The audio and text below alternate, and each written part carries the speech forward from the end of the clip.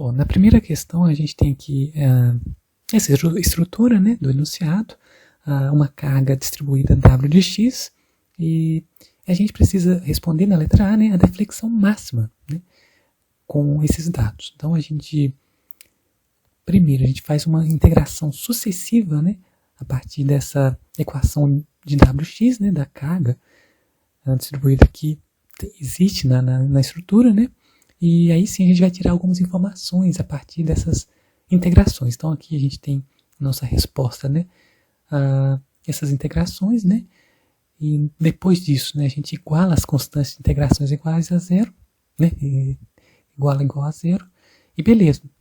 Então na letra A, né, a deflexão máxima, ela já foi encontrada em uma dessas integrações que a gente fez anteriormente. Então a gente utiliza essa informação encontrada, né, e nós consideramos que a deflexão máxima ocorre no centro da viga, né, ou seja, em L sobre 2. Então a gente substitui esse L sobre 2, né, a partir dessa equação que a gente encontrou através da integração, e aí sim a gente consegue encontrar a nossa resposta. Então a gente tem essa deflexão máxima encontrada. Para a letra B, né, nós precisamos encontrar o ângulo máximo em relação à horizontal. Então, novamente, a gente vai utilizar as informações que nós encontramos anteriormente, né, através das integrações que nós fizemos. Nesse caso, a gente vai apenas substituir os valores nessas equações, né, para encontrar essa rotação em relação ao eixo horizontal, né? No caso, o ângulo máximo de rotação em relação ao eixo horizontal. Então, nós vamos substituir os devidos valores da viga, né, na equação da deflexão que nós encontramos acima. Então, nós vamos fazer isso para o apoio A e para o apoio B. No caso do apoio A, a gente substitui, o x vai valer 0, né? E no caso do valor do apoio B, a gente vai substituir x por L. Então, a gente considera x igual a L. E aí nós encontramos esse resultado, né? No caso, uma mudança apenas de sinal. Mas dessa forma, então, a gente consegue determinar esse ângulo máximo, né, de rotação em relação ao eixo horizontal, e assim a nossa resposta é dada, né?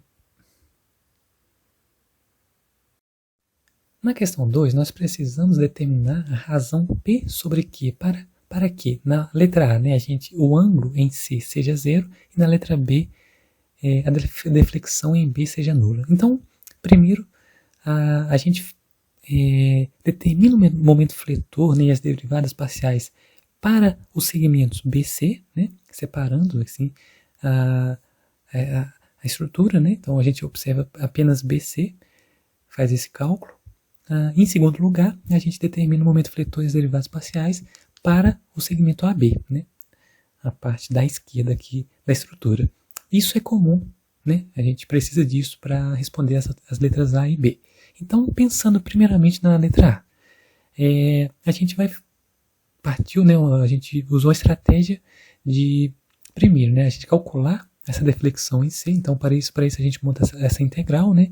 Faz esses cálculos. Nesse caso, a gente não utilizou nenhuma biblioteca em Python ou até mesmo, né, o SymPy. A gente fez isso de uma forma diferente, né?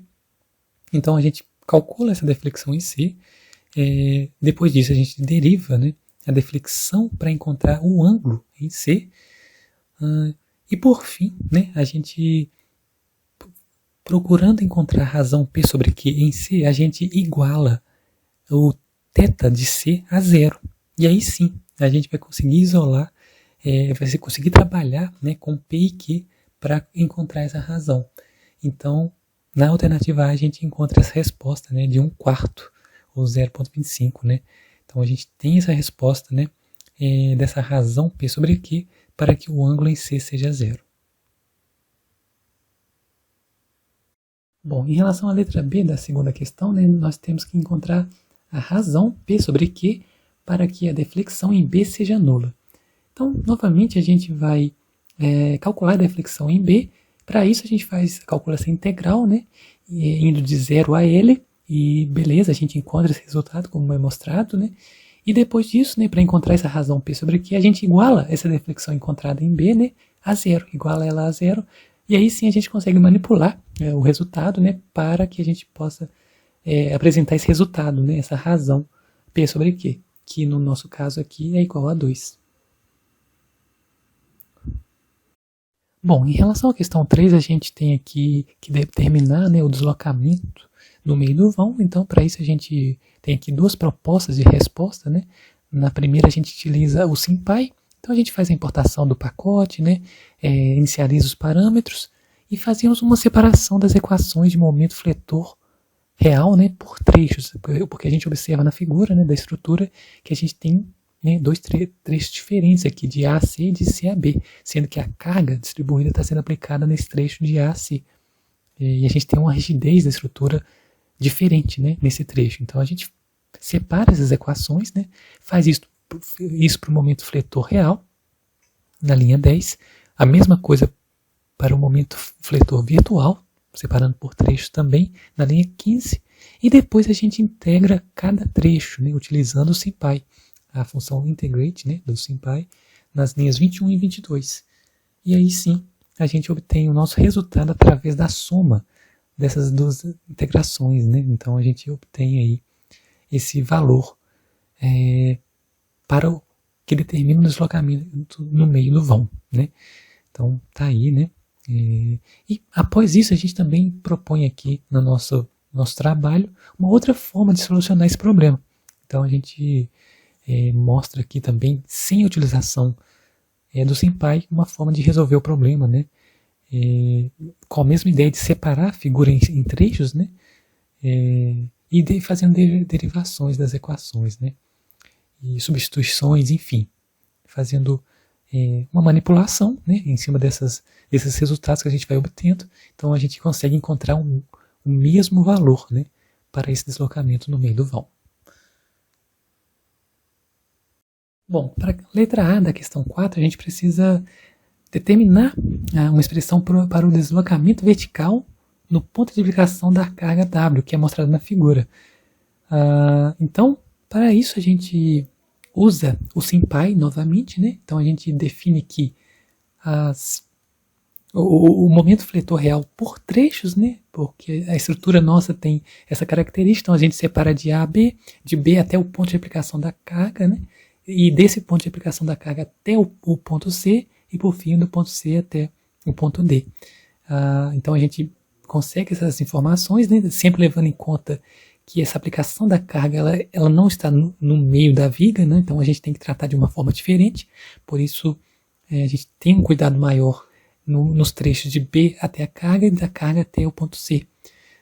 Depois disso a gente define, né, as equações de momento fletor virtual também por trechos, né? E aí sim a gente chama a função do SymPy, né, integrate, para integrar esses dois trechos, né, os dois primeiros trechos que a gente tem, a gente procura, né, nesse momento de determinar o deslocamento vertical no ponto de aplicação da carga. Então com isso a gente consegue esse resultado que é mostrado na tela. Para a letra B da questão 4, nós precisamos encontrar o deslocamento horizontal no ponto C. Para isso, a gente vai utilizar a mesma estratégia da letra A, fazendo as integrações por partes, mas agora levando em consideração um trecho maior da estrutura. Então, a gente usa a função integrate do SymPy e depois soma os resultados dessas integrações, sempre ficando atento aos intervalos de integração. Bom, em relação à questão 5, a gente tem que determinar o deslocamento vertical na extremidade livre da viga em balanço. Então a gente tem uma figura e alguns dados, né, que são passados. Nesse caso, né, a gente pode considerar que em x0 nós temos o H2, que é dado no enunciado, né, e em x1 nós temos o H1. A partir disso a gente pode encontrar, né, o momento de inércia da estrutura, né, e com ele a gente vai definir o momento real da viga e depois o momento virtual, assim como a gente já fazia nas questões anteriores, utilizando o momento real, o momento virtual. E nesse caso a gente deixou como resposta já um código que faz essa etapa, né, de definir o momento real, mostra a mesma coisa para o momento virtual, mostra no console, né, a gente imprime, encontra o I, né, e depois disso seria aquela mesma etapa de usar a função integrate, né, do SymPy para fazer essa integração, variando de 0 a ele, né, mas nós nos deparamos com esse problema do SymPy, ele não conseguiu resolver, né, essa linha e retornou esse erro de Polynomial Division Failed. Então a gente se deparou com esse problema, né? Nós não conseguimos resolver a questão através do SymPy. E antes disso a gente também procurou na internet e se deparou com outra forma de resolver esse tipo de questão, essa questão, né?